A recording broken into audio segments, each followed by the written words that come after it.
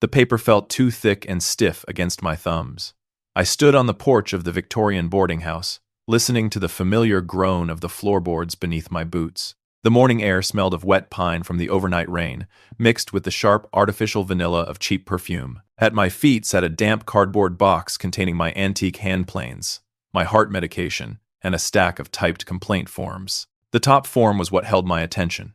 The signature at the bottom was signed in blue ink, a heavy, dark blue that had pooled at the end of the last letter, bleeding right through the cheap printer paper. It was a distinctive color. "Are you going to stare at it all day, or are you going to pack your truck?" Brandon asked. I looked up at my son, 40 years old, standing in the doorway of the house I had spent the last decade repairing. He refused to meet my eyes. He kept his gaze fixed on my worn leather boots instead. Paige leaned against the doorframe right behind him. She was the source of that vanilla smell. "We are just trying to keep the residents safe, Ronald," she said, her voice dripping with practiced concern. "You read the complaints. We cannot have a man peering into women's windows." My jaw tightened. At 66 years old, a retired restoration carpenter knows the difference between maintaining a property and stalking its residents. I exchanged repair work for rent credits, and I had a legal residential lease. But standing there, listening to the woman who had moved into my son's apartment 3 months ago, I realized arguing would only invite the police. "Dorothy gave me temporary management authority while she recovers from her hip surgery," Brandon said, finally looking at my chin, though still avoiding my eyes. "I have to protect the building. You need to hand over the master keys." He did not have the legal right to evict me on the spot. A temporary property manager cannot bypass a signed lease with a cardboard box and a verbal demand. But my son was asking me to leave. That realization hurt far more than the fabricated accusations on the paper in my hand. I reached into my pocket, pulled out the heavy brass ring holding the keys to the boiler room and the supply closets, and dropped it into the box. The metal clattered loudly against my wooden tools. Paige smiled, a small, triumphant lifting of the corners of her mouth. She placed a hand on Brandon's shoulder, squeezing it gently. "I will get the rest of my clothes tomorrow," I told him quietly. "Just leave the apartment key on the counter," Brandon replied, stepping back into the foyer. I bent down to pick up the damp box. Before lifting it, I slid the top complaint form off the stack. I folded the paper carefully, right down the middle, and tucked it into my jacket pocket. Paige did not notice. She was too busy pulling the heavy oak door shut, locking it with a sharp, metallic click that echoed across the empty porch. I walked down the steps toward my old truck. The folded paper in my pocket felt heavy. I had fixed every lock, hinge, and floorboard in that building, and I knew its bones. I also knew that none of the elderly women renting the ground floor units used fountain pens with bleeding blue ink. Dorothy was lying in a hospital bed across town, completely unaware of what her temporary manager was doing. She trusted my son to collect rent and call the plumber. She did not know he was helping his girlfriend clear the board. I slid behind the steering wheel and turned the ignition. The engine sputtered before settling into a steady hum. I pulled the complaint from my pocket and traced the edge of the blue ink with my thumbnail. Something about this paper did not belong. I just needed to prove it. It would take me an entire year to dismantle their lies, but I had nothing but time.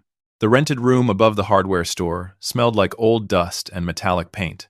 My new bed sagged in the middle, and the refrigerator kept up a steady, rattling hum that made it hard to sleep. I poured my morning coffee into a paper cup and watched the street below through a cracked window. 2 weeks had passed since I packed my truck and drove away from the boarding house. At 66 years old, starting over in a single room with a hot plate and a suitcase felt like a heavy stone sitting in my stomach. I needed groceries, so I walked down the block to the local market. The linoleum floors squeaked beneath my boots as I pushed a wobbly cart past the canned goods. As I turned into the produce aisle, I saw Mrs. Higgins. She lived in apartment B on the ground floor of our building. Just a month ago, I had spent 3 hours fixing her leaking kitchen sink and listening to her talk about her grandchildren. We made eye contact for a fraction of a second. Her expression shifted immediately. Her eyes widened, her posture stiffened, and she quickly turned her shopping cart around. She hurried toward the bakery section, completely abandoning a half-filled basket of apples on the hanging scale. My hands tightened on the handle of my own cart. The silence of that avoidance echoed louder than any shouted accusation. No one wants to speak to a man accused of violating the privacy of women in his own building. Paige had done her work well. She had planted a seed of fear, and it had taken root in the people I considered friends. That afternoon, I drove across town to the community hospital. The waiting room smelled of industrial bleach and stale magazines, a scent that always made my chest feel tight. I waited 45 minutes before the clerk at the records department finally called my name.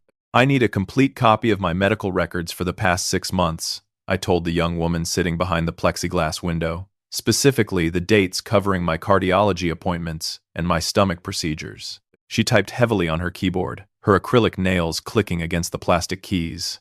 "I can print those out for you, Mr. Mercer, but you need to sign this release form first." I took the pen she offered and signed the electronic pad. 5 minutes later, she handed me a thick manila envelope through the slot at the bottom of the window.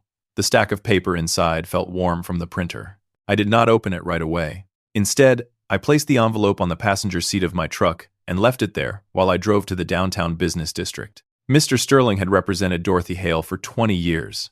His law office sat on the second floor of a brick building, filled with heavy leather chairs and the sharp scent of lemon furniture polish. He poured 2 glasses of ice water from a glass pitcher and sat across the mahogany desk from me. "Brandon had no legal right to force you out of that building," the attorney said. He tapped a silver pen against his yellow legal pad. "Dorothy signed a temporary property management agreement before she went into rehab for her hip surgery. That document allows your son to collect rent and hire contractors for basic maintenance. It absolutely does not give him the authority to bypass the formal eviction process, especially since you hold a valid independent residential lease." I took a slow sip of the cold water. "So I can just go back and unlock my door?" "You can," Sterling agreed, leaning forward and lowering his voice. "But you have to consider the reality of the situation. If you return right now, Paige will likely call the police and present those written complaint forms. A self-help eviction is illegal, but fighting a harassment accusation on the spot is incredibly difficult. We need actual evidence to prove those complaints are fabricated before we make a move." My own son had used a forged piece of paper to destroy my reputation. He knew I would step away quietly, rather than cause a public scene that might reach Dorothy and worsen her health condition. I thanked the attorney for his time, picked up my envelope, and headed back to my small rented room. The sun dipped below the horizon by the time I returned, casting long shadows across the faded carpet. I turned on the small brass desk lamp. First, I pulled the folded complaint form from my jacket pocket and smoothed it out on the table. The dark blue ink at the bottom caught the yellow light. Then, I opened the manila envelope and spread my hospital records right next to it. I read the typed accusation again, studying every word. The document stated that on May 17th, I was seen lingering outside apartment C for nearly 20 minutes, refusing to leave when asked. The resident claimed she felt deeply threatened by my presence at exactly 2 o'clock in the afternoon. I moved my index finger across the desk to the hospital printout. My eyes scanned down the rows of dates until I found May 17th. At 1:30 in the afternoon on that exact day, a nurse had administered a heavy sedative. At 2 o'clock, a specialist was performing a procedure on me in an operating room. I did not wake up in the recovery ward until almost 4. The paper in my left hand claimed I was harassing a woman in a hallway, but the medical timestamp in my right hand proved I was unconscious on a hospital bed 5 miles away. I stared at the bleeding blue ink on the complaint form. A quiet realization settled deep in my chest, steady and freezing cold. If this single piece of paper was a complete fabrication, the other complaints sitting in Brandon's office had to be lies as well. A heavy brown envelope arrived in my mailbox on Tuesday morning. Mr. Sterling had formally requested copies of my tenant file from the property management office, and Brandon had handed them over without questioning the attorney. 6 complaint forms covered my small folding table in the rented room. Next to them sat my maintenance logbook. That heavy book had lived in my toolbox for 10 years, holding the record of every broken pipe and shattered window I ever fixed in Dorothy's building. My wife had bought it for me, embossing my initials on the leather cover, and she always told me a good carpenter leaves a clear paper trail. The complaint with the blue ink sat at the top of the stack. The signature at the bottom belonged to Martha Gable from apartment C. I flipped through my logbook until I found her section, then pulled out the carbon copy of a repair authorization she had signed back in March. Sliding the 2 pieces of paper together, I held them up to the brass desk lamp. The light shone straight through the cheap printer paper, illuminating the 2 names perfectly. Martha had a distinct way of crossing her letters, leaving a slight hook at the end of her last name. The signature on the complaint aligned flawlessly with the signature on the repair slip. Every loop, every slant, and every slight hesitation matched to the millimeter. Nobody signs their name exactly the same way twice, unless the second signature is a traced copy. I needed a professional to prove what my eyes already knew. Sterling recommended a forensic document examiner named Arthur Caldwell. The expert operated out of a quiet brick building downtown, wearing thick reading glasses and smelling faintly of peppermint and old paper. Caldwell spent 40 minutes examining my copies on a light table, occasionally muttering to himself as he adjusted his magnifying lens. "The stroke velocity is entirely wrong on the complaint forms," Caldwell said, tapping a pencil against the blue ink signature. "Someone took genuine signatures from your repair forms, scanned them, and printed them onto these new documents. They traced over this one with a fountain pen to make it look real, but the ink pooling at the edges gives away the hesitation. I can write you a preliminary report, Ronald, but a judge will want more than just my opinion on a set of photocopies." A forensic report provided a starting point, yet I still needed to know how Paige had convinced the residents to go along with her narrative. Sunday morning offered my only chance to speak with someone away from the boarding house. Parking my truck across the street from the First Methodist Church, I waited for the early service to end. Martha Gable walked out alone, clutching a worn purse tight against her chest. She had lived in Dorothy's building for 15 years, and we had shared countless cups of coffee at her kitchen table while I fixed her old radiator. I stepped onto the sidewalk as she approached her sedan. Martha stopped immediately. Her knuckles turned white around her purse straps, and her gaze darted left and right, checking the empty street before finally settling on my face. "I did not write those things," Martha whispered, her voice trembling in the crisp morning air.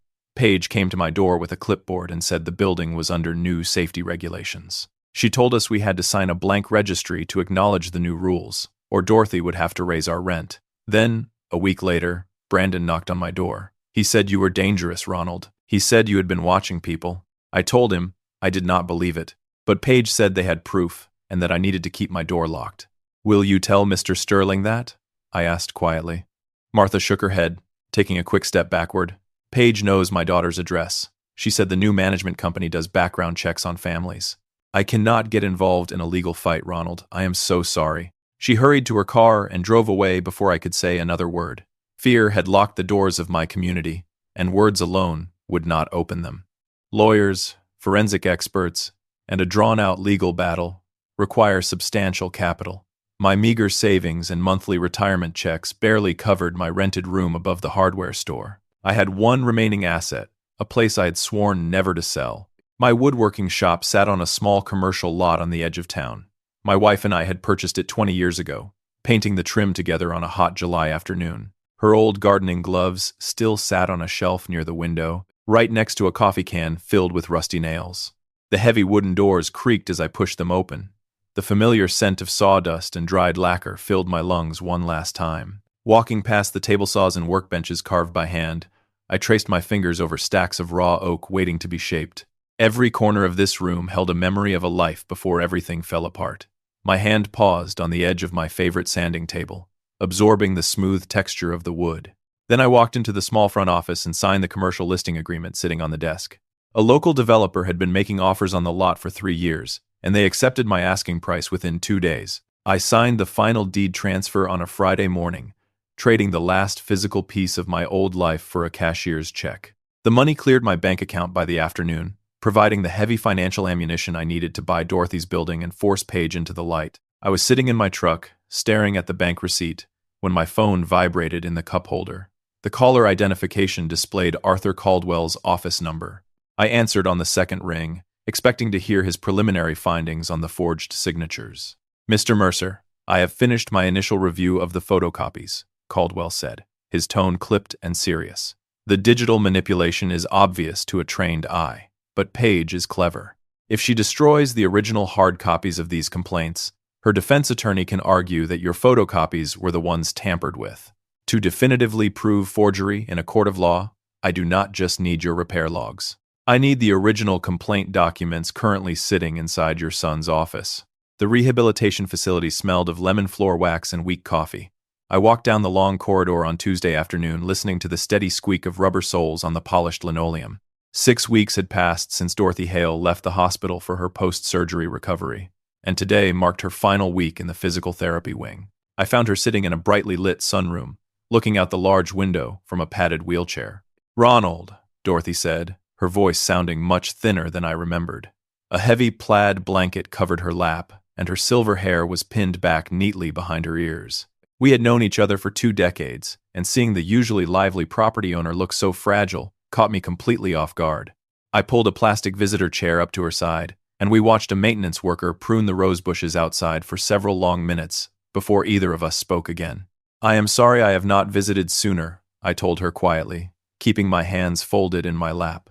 "Brandon made it very clear I was no longer welcome on the property. I did not want to cause a public disturbance that might reach you and affect your recovery." Dorothy turned her head slowly, her brow deeply furrowed. The rhythmic beeping of a heart monitor down the hall suddenly felt very loud. "A public disturbance?" she asked, her thin fingers plucking at the edge of her blanket. "Brandon told me you chose to leave because you found an apartment closer to the hardware store." Paige mentioned a small misunderstanding with one of the new residents, but she assured me they had handled the matter quietly. She explicitly advised against involving the authorities, claiming a police visit would upset the older tenants and permanently damage the reputation of the building. A cold knot tightened in my stomach. The woman who owned the Victorian house never authorized my eviction, nor had she seen the stack of typed accusations bearing forged signatures. Paige had built a thick wall of lies around this elderly woman, carefully filtering every piece of information to suit her own hidden agenda. I reached into my canvas jacket pocket, pulled out the hospital records, and handed them to Dorothy, along with the single complaint form I had kept from the cardboard box. "Read the timestamp on the medical report, Dorothy. Then look at the time printed on that complaint." The elderly woman traced her finger across the dates, her breathing growing shallow as she processed the conflicting information. She realized immediately that I was completely unconscious on an operating table at the exact moment the document claimed I was harassing a woman in the hallway. Her hand began to shake, making the cheap printer paper rattle loudly in the quiet room. "My own property managers fabricated this," Dorothy whispered, her knuckles turning white. "They threw you out on the street while I was lying heavily medicated in a hospital bed." She reached into a canvas tote bag resting on the floor beside her wheelchair, pulling out a thick manila envelope. The flap was already torn open. "This explains the purchase offer I received yesterday morning," she said, passing a crisp sheet of paper across the small table between us. "And it explains why Paige was pushing so incredibly hard for me to sign it before my lawyer could review the details." The printed number at the bottom of the page was an absolute insult. It was a formal purchase agreement from a commercial real estate firm, offering barely 60% of what the 6-unit property was actually worth. "Paige brought this buyer to me," Dorothy explained, leaning back against the padded chair. "She sat right where you are sitting and told me the building had simply developed too many liabilities. She said the tenant disputes and maintenance issues were piling up, and that selling quickly was the only way to protect my retirement funds. I am 78 years old, Ronald. I cannot fight a management company and handle complex tenant lawsuits with a broken hip." I folded the commercial offer in half and set it down on the windowsill. The cashier's check from the sale of my wood shop was sitting safely in my bank account, waiting for exactly this moment. "You do not have to fight them, Dorothy, and you certainly do not have to sell your legacy to a faceless corporation for pennies. You can sell the building to me instead." Dorothy stared at me in complete silence, so I laid out the financial terms slowly and clearly. "I will give you fair market value for the property. The money from the sale of my shop will serve as a substantial down payment, and we can structure the remaining balance through owner financing. You will receive a steady, reliable monthly check to fund your retirement. In return, I will take over the deed, protect the current residents from whatever Paige is planning, and handle every piece of daily maintenance myself." The old woman looked out the window again, processing the magnitude of the proposition. She knew my work ethic, and she knew I cared deeply about the people living under that roof. A faint glimmer of her old, sharp personality returned to her eyes as she turned back to face me, sitting up a little straighter in her chair. "Your proposal protects my future and saves my tenants, Ronald," Dorothy said, placing her trembling hand firmly over mine. "But I cannot sign a legal transfer while my own temporary managers are actively manipulating my business records and threatening my residents." She squeezed my fingers, her expression hardening into absolute resolve. "I will gladly sign your purchase agreement, but only if you can get those original complaint documents out of your son's office and prove this massive fraud to the entire building." The thick stack of original tenant files hit Mr. Sterling's mahogany desk with a heavy, satisfying thud. My attorney had filed a formal legal demand earlier that week, challenging my unlawful eviction and forcing the property management office to surrender the documents for review. Brandon had handed them over without realizing the trap closing around him. Now, Arthur Caldwell sat across from us, tapping a silver pen against his finalized 20-page forensic report. "The ink analysis is absolute, Ronald," the document examiner said, sliding a magnified photograph across the polished wood. "The original complaints were printed on a commercial inkjet machine. Someone took the genuine repair authorizations, scanned them into a computer, and copied the signatures onto the new text. They even accidentally copied a coffee ring from Apartment C's maintenance log." I looked at the photograph, and a cold sense of clarity washed over me. The evidence was undeniable, yet a piece of paper alone would not sway an entire building of frightened residents. I needed someone on the inside to break the silence. That afternoon, I drove to a small diner on 4th Street where Martha Gable ate her lunch every Thursday. The bell above the door chimed as I walked in, and I found the elderly woman sitting in a corner booth, stirring cream into her coffee. I slid into the vinyl seat across from her and placed the forensic photograph directly over her paper placemat. Martha stopped stirring. Her eyes darted from the image to my face, her knuckles turning white around the small metal spoon. "That faint brown circle next to the signature," I said quietly, pointing at the magnified image. "You spilled your coffee when you signed my repair clipboard back in March. Whoever forged this complaint forgot to crop the stain out of the scan." The elderly woman stared at the undeniable proof of her stolen identity. Her shoulders slumped, and she finally released a long, shaky breath. "Paige told us she was just updating the registry," Martha whispered, looking down at her hands. "She took my signature and used it to destroy your life. If I testify to this, will Mr. Sterling protect my lease?" "He will protect everyone," I promised her. Martha finally gave me the missing piece of the puzzle, but I still needed to know exactly how deep my son was buried in this lie. My residential lease remained legally valid, so I drove back to the Victorian boarding house that evening to collect my remaining winter clothes. The heavy oak front door was unlocked. I stepped into the foyer, listening to the familiar hum of the old radiator, and started up the carpeted stairs toward my old unit. Before I reached the landing, loud voices echoed down the hallway from the second-floor management office. The door was cracked open just a few inches, spilling a thin line of yellow light across the dark floorboards. "Sterling took the original files," Brandon said, his voice high and tight with panic. I stopped moving. The stairs groaned slightly under my weight, so I pressed my back against the patterned wallpaper and held my breath. "You need to calm down," Paige replied, her tone smooth and practiced. "A lawyer reviewing files is standard procedure when someone contests an eviction. They cannot prove who created those documents.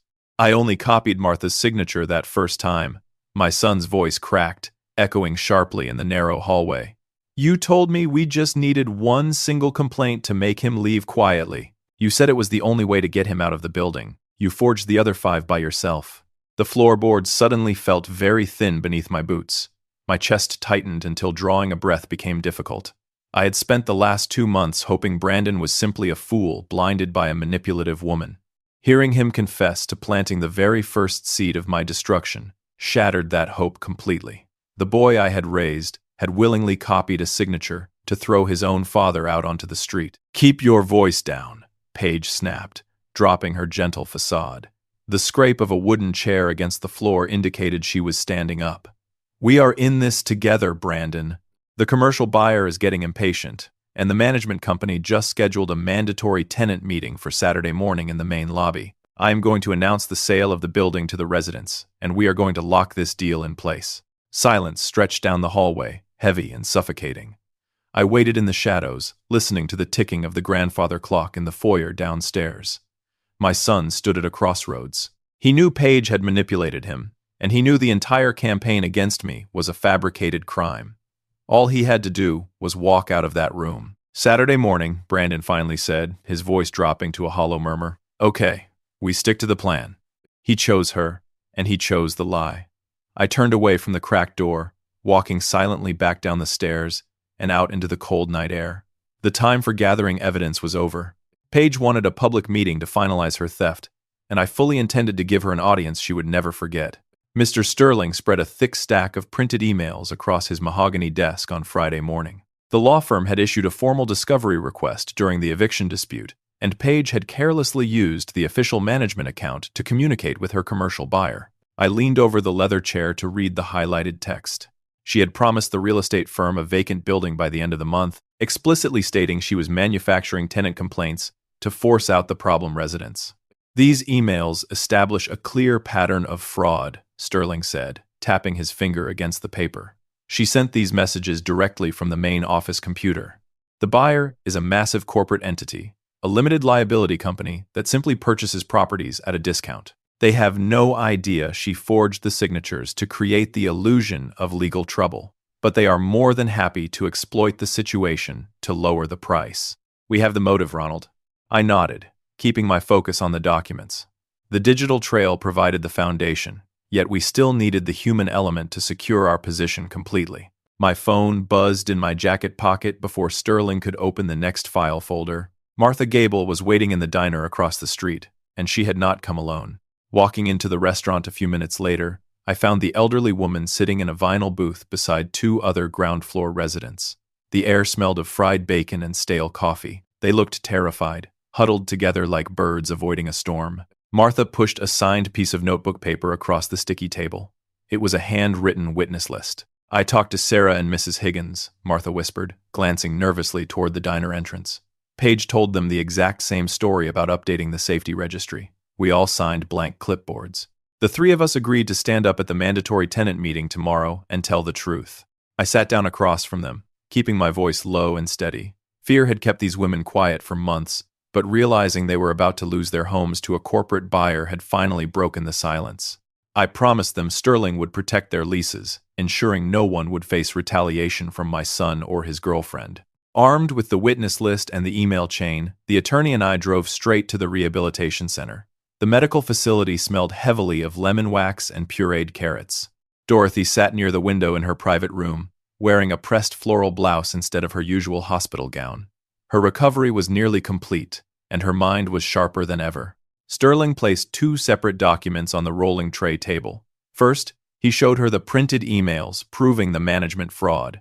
The elderly property owner closed her eyes for a long moment, her jaw clenching tight as she absorbed the full extent of the betrayal. Then, she picked up a heavy brass pen. She signed a conditional purchase agreement that would proceed to closing only after the management dispute and fraud allegations were resolved. "The representative from the commercial firm is arriving tomorrow morning," Dorothy said, capping the pen with a sharp click. Paige invited him to the tenant meeting to discuss the transition. "She genuinely believes I am going to sign their lowball offer tonight and hand it over in front of the residents.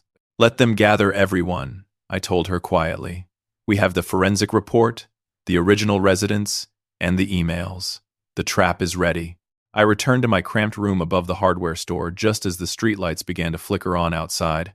The cardboard box from the porch still sat in the corner, holding my antique tools and the few possessions I had salvaged on the day of my eviction. I knelt on the faded carpet and pushed the wooden hand planes aside. Near the bottom, tucked inside a worn leather pouch, lay a heavy fountain pen. The smooth barrel caught the yellow light from my desk lamp. It was a beautiful piece of craftsmanship, filled with distinctive dark blue ink. I had purchased it 20 years ago, spending nearly a month of my carpentry wages to buy a proper college graduation gift for Brandon. I wanted him to have something substantial when he went out into the professional world. Instead, my son had left it behind in the management office, and his girlfriend had used it to forge the documents that destroyed my reputation. I did not need the pen for court. Arthur Caldwell and his forensic report provided all the legal ammunition Sterling required. But holding the cold metal in my palm brought a different kind of closure. It represented a broken bond, a silent reminder of exactly what Brandon had sacrificed for a woman who viewed him as nothing more than a useful tool. I slipped the pen into my breast pocket and walked over to the cracked window. Rain had started to fall, slicking the dark pavement below with distorted reflections of the street lamps. Tomorrow morning, Paige would stand in the main lobby of the Victorian house, wearing her practiced smile and holding a fake purchase agreement. She expected an easy victory over an old carpenter and a frail widow. I turned off the brass desk lamp and watched the shadows stretch across the empty wall. The paperwork was signed, the witnesses were ready, and the tenant meeting would begin in less than 12 hours. The grand foyer of the Victorian boarding house smelled of damp wool coats and stale coffee. 30 metal folding chairs sat in neat rows across the hardwood floor, occupied by tenants who murmured to each other in nervous, hushed tones. Rain lashed against the tall, stained glass windows, masking the sound of the morning traffic outside. I stood near the back of the room, keeping my shoulders pressed against the cool plaster wall. and waited for the meeting to begin. Up at the front, Paige arranged a stack of printed folders on a small wooden podium. She wore a dark tailored blazer, projecting an air of absolute professional authority. Brandon hovered near her right shoulder, shifting his weight constantly from foot to foot. The boy I had raised looked exhausted, and he kept his gaze fixed strictly on the floorboards instead of making eye contact with the people who lived in his building. A stranger in a sharp gray suit sat in the front row, checking his gold wristwatch every few minutes. That had to be Mr. Vance, the representative from the commercial real estate firm. Paige tapped a pen against the podium to quiet the room, and the low murmurs immediately faded. "Thank you all for gathering on a Saturday morning," she began, her voice echoing clearly off the high ceiling. "As you know, Dorothy is still recovering from her surgery. Managing this historic property has become a severe burden on her health, especially given the recent security issues we have faced. To protect your living environment, Dorothy has decided to transition ownership of the building to a highly respected corporate management group." She gestured gracefully toward the man in the gray suit, and he offered the crowd a tight, practiced smile. Several residents shifted uncomfortably in their metal chairs. Martha Gable sat in the second row, her knuckles turning white around her purse straps, but she remained perfectly quiet. "Before anyone signs a transition document, we need to clarify exactly what those security issues are," I said, pushing myself away from the plaster wall. The heavy silence in the foyer fractured. Heads turned toward the back of the room, and a collective gasp rippled through the seated residents. Paige gripped the edges of the podium, her knuckles whitening for a fraction of a second before her polite smile snapped back into place. "Ronald," she said, layering her tone with heavy disappointment, "you are no longer a resident here. Brandon asked you to leave because your actions made the women in this building feel unsafe. Interrupting a private meeting will not change what you did." I walked slowly down the center aisle, listening to the solid strike of my boots against the wood. Stopping 3 rows away from the podium, I pulled the manila envelope from my canvas jacket. I retrieved the hospital timestamp and the single complaint form, holding them up for the front row to see. This official complaint states, "I was harassing a resident outside apartment C at exactly 2 o'clock on May 17th, I told the crowd, keeping my voice steady and calm. "But this medical record proves I was sedated on an operating table at the community hospital during that exact hour.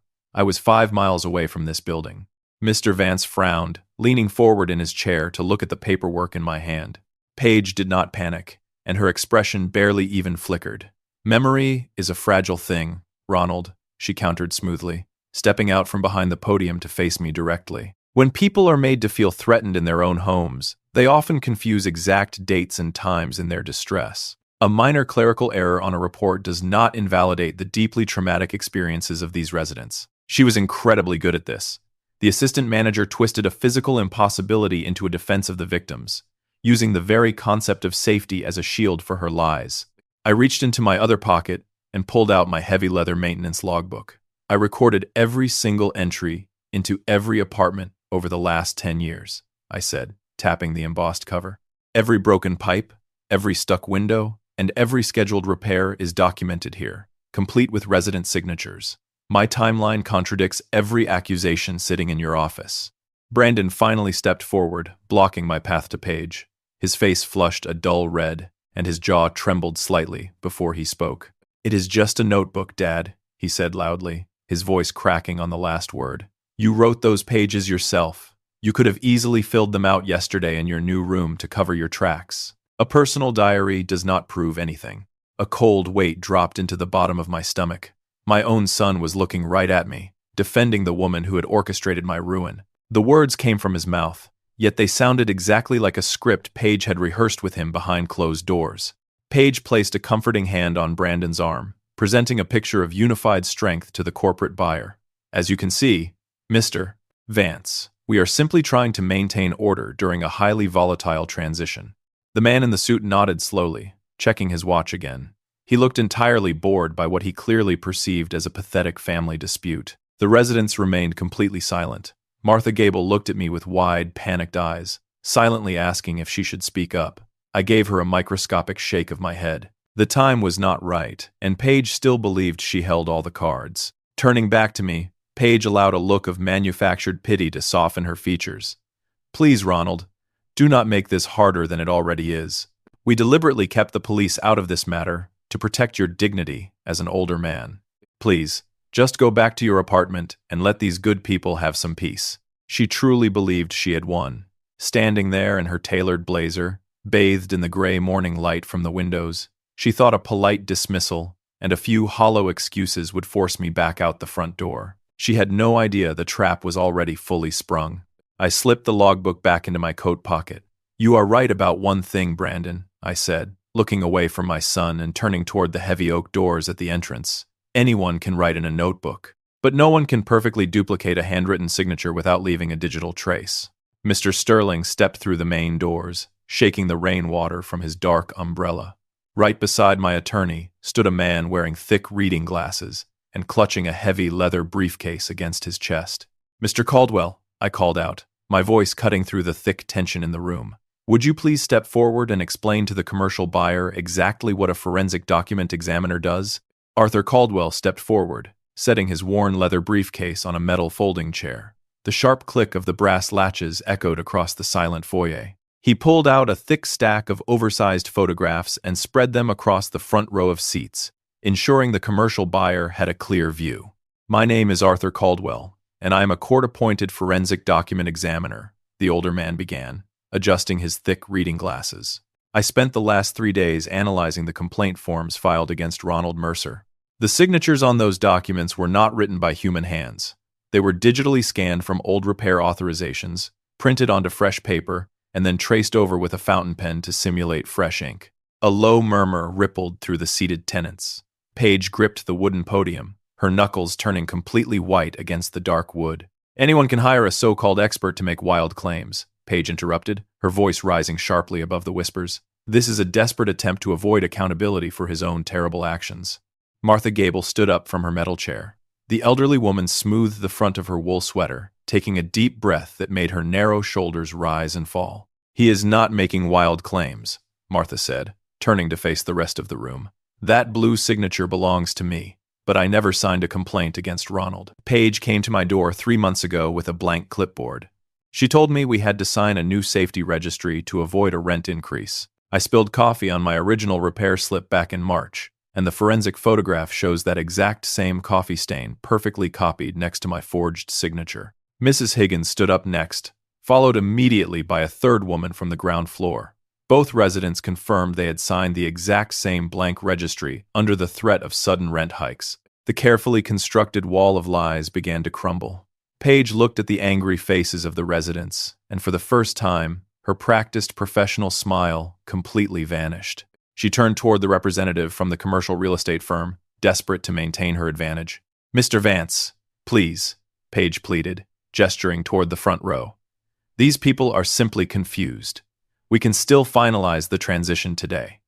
Mr. Sterling stepped around Caldwell and handed a printed stack of emails directly to the corporate buyer. "You should read these before you sign anything," the attorney advised quietly. "Your assistant property manager used the main office computer to send messages to your firm. In those emails, she explicitly promised to manufacture tenant disputes to clear the building before closing." The man in the gray suit stared at the printed text. His eyes scanned the highlighted paragraphs, and his jaw tightened into a hard line.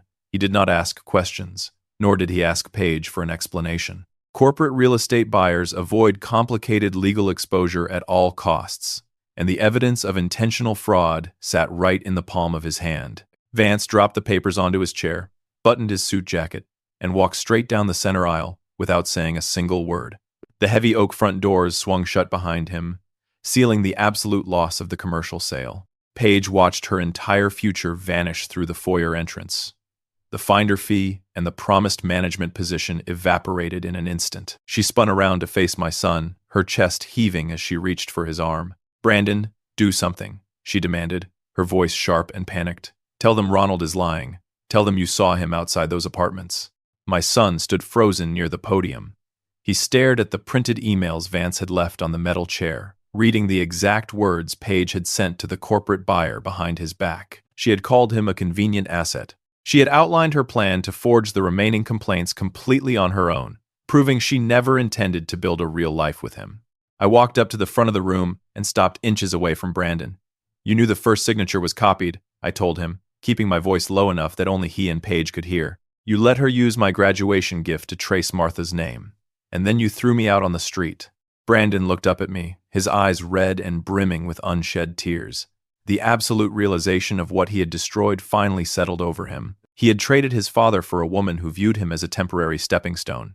"I only copied the first one," Brandon whispered, his voice cracking violently. "She told me we just needed one complaint to make you leave. I swear to God, Dad. I did not know she forged the rest to empty the building." The confession hung in the air, heavy and irrefutable. The tenants sitting in the folding chairs heard every single word. No courtroom drama or police sirens were required. The community held them accountable, and the silence that followed Brandon's admission was absolute. A slow, steady tapping sound broke the quiet. The front doors opened again, and Dorothy Hale stepped into the foyer. She leaned heavily on a wooden cane, flanked by a medical transport driver. The elderly property owner looked past Paige, ignoring the assistant manager entirely, and fixed her sharp gaze on me. "The truth is finally out in the open, Ronald," Dorothy said, her voice echoing clearly across the hardwood floor. "Now I need to know. Do you still want to be the owner of this building?" I looked at the frail woman who had trusted me to fix her broken pipes and sagging floors for the last 10 years.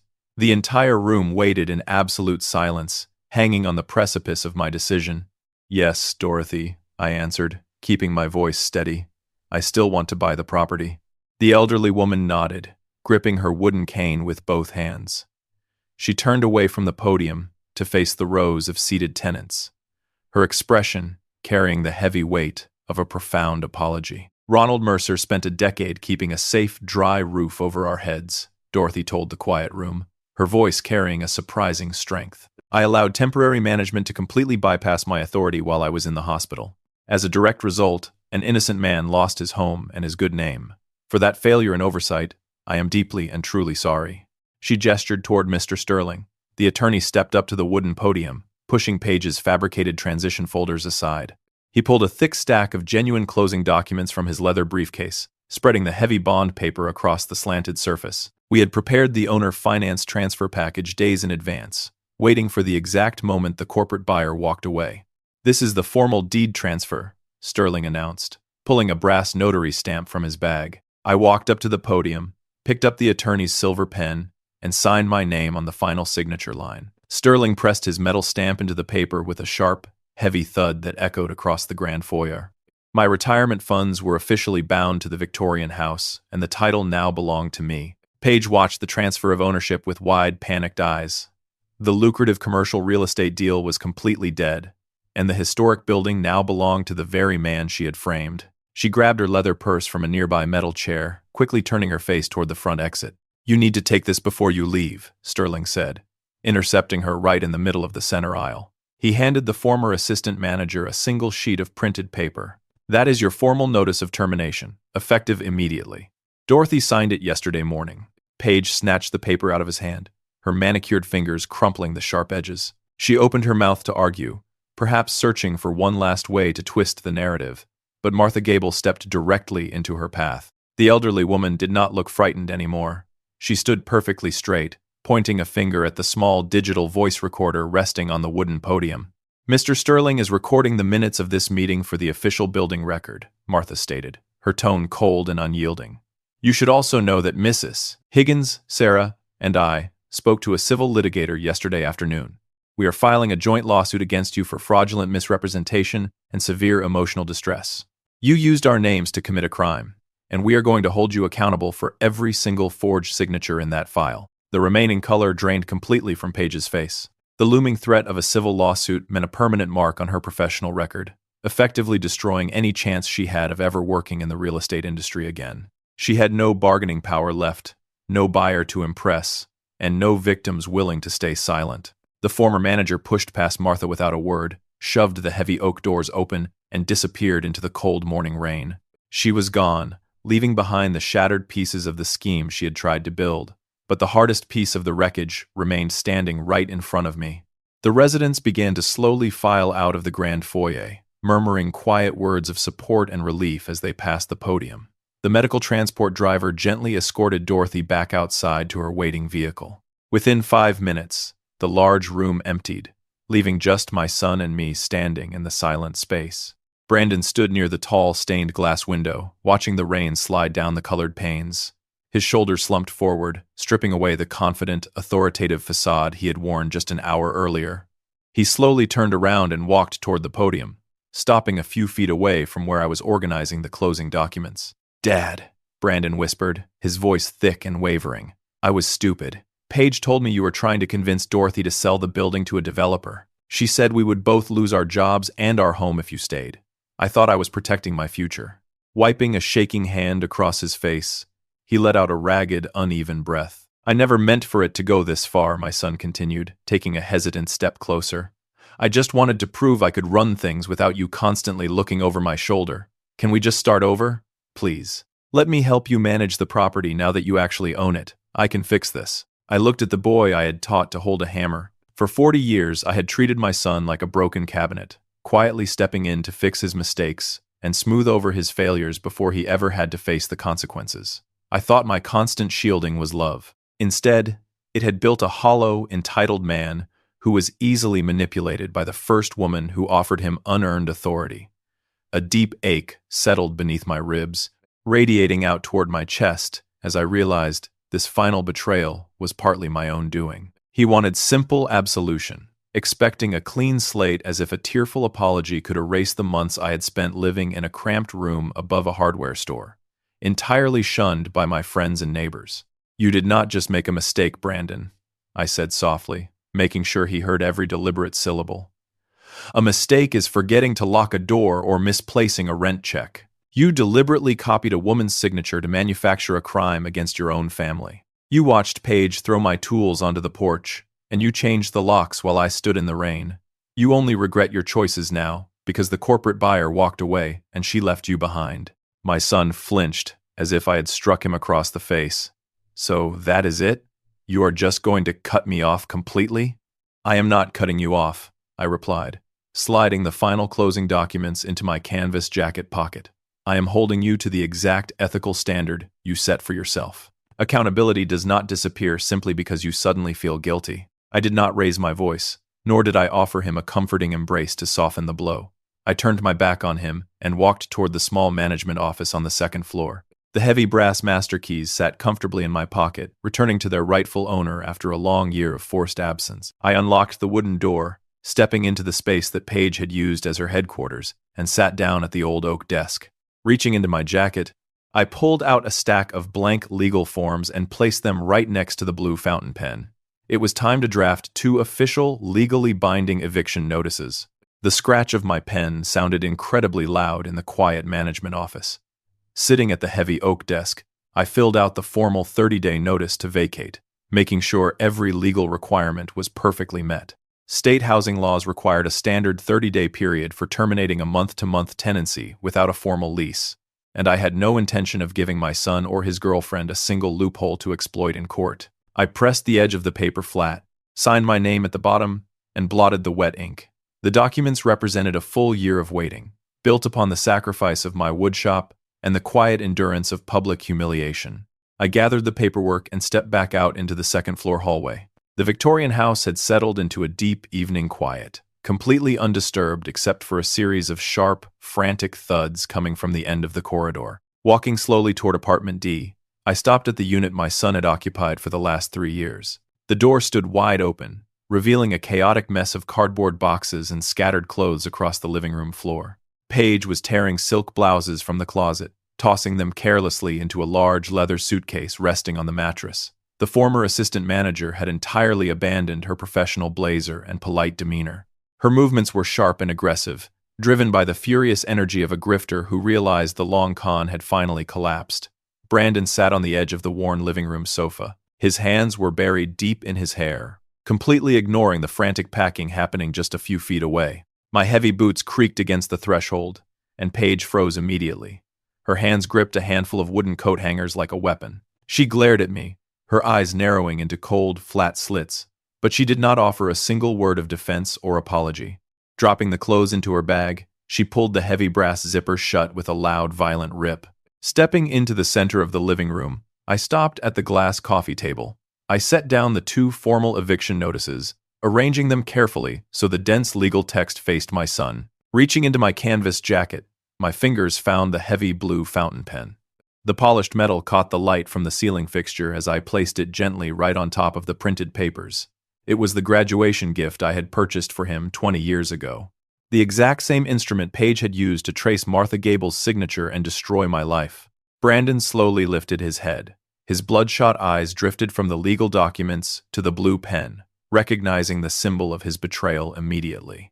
He stared at the brass barrel for a long time, his breathing growing shallow and uneven, before finally looking up at my face. He looked incredibly young in that moment, stripped of the unearned authority he had paraded around the building for months. "Dad," Brandon whispered, his voice cracked under the weight of his own guilt. "Please, can we just sit down and talk?"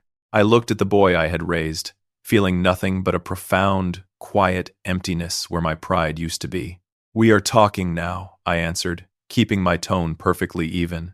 "As your landlord." I did not offer another syllable of explanation or anger. The time for negotiating with my family had ended the moment they threw my tools onto the porch and changed the locks. Paige dragged her heavy suitcase off the bed, the plastic wheels hitting the hardwood floor with a heavy thud. The ambitious woman did not ask Brandon to come with her, nor did she offer him a single glance of sympathy as she grabbed her purse. The lucrative real estate deal was dead, rendering my son completely useless to her future plans. She marched right past me, her heels clicking sharply down the hallway toward the main stairs, and walked out of the boarding house without looking back. She was gone, just like that. Brandon remained on the sofa, staring at the empty doorway. He had betrayed his own father for a promise of power and affection, and now he was sitting in a ruined apartment with absolutely nothing to show for it. He had stepping back out into the corridor and pulling the heavy wooden door shut until the latch clicked into place. The Victorian property felt fundamentally different as I walked toward the main staircase. The oppressive tension that had choked the hallways for the last year was finally gone, replaced by the comforting scent of lemon furniture polish and old pine. I ran my hand along the polished mahogany banister, feeling the solid, familiar grain beneath my calloused fingers. Every floorboard I had repaired, every window I had sealed, and every lock I had installed now legally belonged to me. The building was no longer just a place where I traded maintenance work for rent credits. It was my sanctuary, paid for with the sacrifice of my past, and secured by the unwavering truth. I reached the ground floor and stopped near the front entrance, listening to the steady rhythm of the rain against the stained glass windows. Martha Gable was safely asleep in apartment C, and the rest of the residents could finally rest without the constant threat of a corporate buyout hanging over their heads. Justice had not arrived through a stroke of blind luck or a sudden burst of vengeance. It had required immense patience, strict adherence to the law, and the courage of an entire community standing together. I locked the heavy oak front door, turned off the brass foyer light, and walked back up the stairs to my home. When you spend your entire life building a home, raising a family, and trying to do the right thing, the deepest wounds often come from the people you trust the most. You sacrifice your own comfort, maybe even your own retirement funds, just to make sure your adult children have a softer landing. But the story you just heard serves as a stark reminder that unconditional love should never mean unconditional compliance. True justice in a family crisis does not arrive through screaming matches, dramatic confrontations, or hoping the other person will magically grow a conscience. It comes from establishing ironclad boundaries and demanding strict accountability. When you realize a family member is manipulating your kindness or exploiting your hard work, your first instinct might be to retreat or protect them from the consequences of their own actions. You might think that staying quiet will preserve the peace, but silence only hands them the hammer to shatter your life. The most profound lesson here is that protecting yourself requires a quiet, methodical strength. You must learn to separate your emotional guilt from the cold, hard facts of the situation. When someone shows you they are willing to forge a narrative to steal your security, you have to stop treating them like a confused child and start treating them like the adult they actually are. You protect your assets, you document every interaction, and you rely on the law rather than blind loyalty. It is incredibly painful to accept that someone you raised, or someone you trusted your property with, views you merely as an obstacle to their own ambition. Yet, stepping away from the role of the perpetual rescuer is the only way to save yourself. You are not responsible for catching someone every time they choose to jump off a moral cliff. Letting them hit the ground is not cruelty, because it is the ultimate form of holding them accountable for their own choices. Accountability means understanding that your dignity is worth far more than maintaining an abusive relationship just for the sake of appearances. You do not have to surrender your home, your reputation, or your peace of mind to keep the peace at the dinner table. Sometimes, the most loving thing you can do for an entitled family member is to hand them the exact consequences they earned, without buffering the blow. Walking away with your head held high, knowing you fought for the truth with absolute integrity, is the ultimate victory. Now, take a moment to reflect on your own life and the difficult fences you have had to build. Have you ever had to step back and stop rescuing a family member so they could finally face the consequences of their own actions? How did you find the strength to choose your own peace over their endless manipulation? Share your experiences down in the comments below, because your story might be exactly what another woman needs to hear today to finally stand up for herself. Do not forget to subscribe for more stories of resilience, justice, and the quiet power of standing your ground.